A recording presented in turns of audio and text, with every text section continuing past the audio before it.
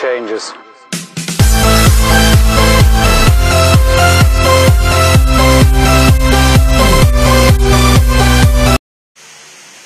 Fala aí galera, beleza? Aqui tá falando é o Victor do canal Player Extreme. E bom galera, no vídeo de hoje trazendo aqui pra vocês a nova versão aqui do Minecraft, a 0.14.1. E bom galera, essa versão aqui, ela mudou algumas coisinhas básicas, né? Aqui quando a gente entrar no mundo, ó, a gente não fica mais, ficava duas barreiras abaixo. Aí, né? Aí galera, eu tô usando um gravador aqui, cara, que tipo, ele não tem nome, né?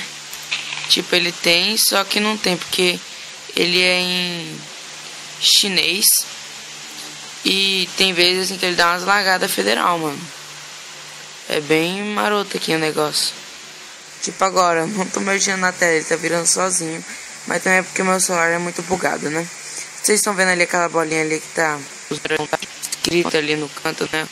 Os números de montagem. Nossa, velho. Tá lagando um pouco aqui, mas não é problema. Mas bom galera, tirou alguns lags, né? Tinha vezes assim que esse Minecraft 0.14.0 ela ficava bugada e tipo, você não, como que eu posso dizer, o jogo travava e a tela ficava preta do nada assim, e ele dava meio que um erro de renderização. A tela ficava preta e ficava renderizando muito de novo. O barco, galera, também voltou ao normal até que enfim, cara, porque aquele bug do barco lá, mano, ele era muito chato. O download vai estar tudo aí na descrição, né? Tem vezes assim que dá umas lagadas, né? Mas de boa. Aqui, cara, temos aqui já o barco, né? E galera, ó, tá vendo aí, cara, não tá bugado. Deixa eu sair do barco aqui. Sai do barco. Sai do barco. Pera aí, que tá dando umas lagadas federal aqui. Tá legal, bugou aí, né? É bom galera, até isso, né?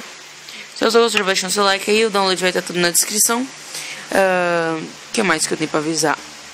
Acho que é só isso, cara. Tem um grupo aí, né, do YouTube aí na descrição. Todos os participantes vão estar aí na descrição. Então é isso galera, até o nosso próximo vídeo. Falou e fui!